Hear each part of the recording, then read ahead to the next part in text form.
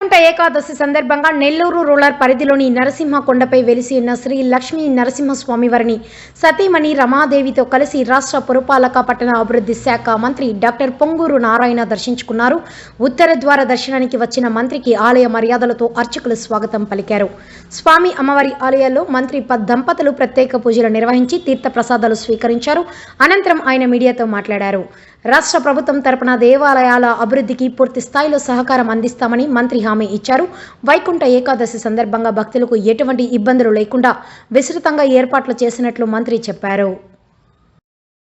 నమస్కారాలండి.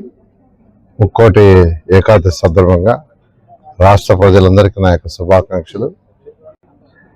ప్రతి సంవత్సరం ఈ ముక్కోటి ఏకాదశి రోజు నెల్లూరులోని లక్ష్మీ నరసింహస్వామి టెంపుల్లో ఉభయం చేయటం మా కుటుంబం ఎప్పటి నుంచో వచ్చేస్తుంది. ఆ నేపథ్యంలో రోజు కుటుంబ సమేతంగా రావటం, ఆ యొక్క లక్ష్మీ నరసింహస్వామికి ఏదైతే ఉభయం చేస్తున్నామో ఉభయం చేయటం జరిగింది.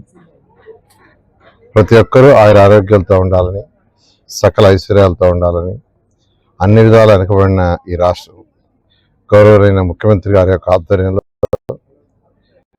అందరూ సుఖశాంతులతో ఉండేటట్టుగా, అందరూ అన్ని విధాల అభివృద్ధి చేయాలని ఆ భగవంతుని ప్రార్థించారు.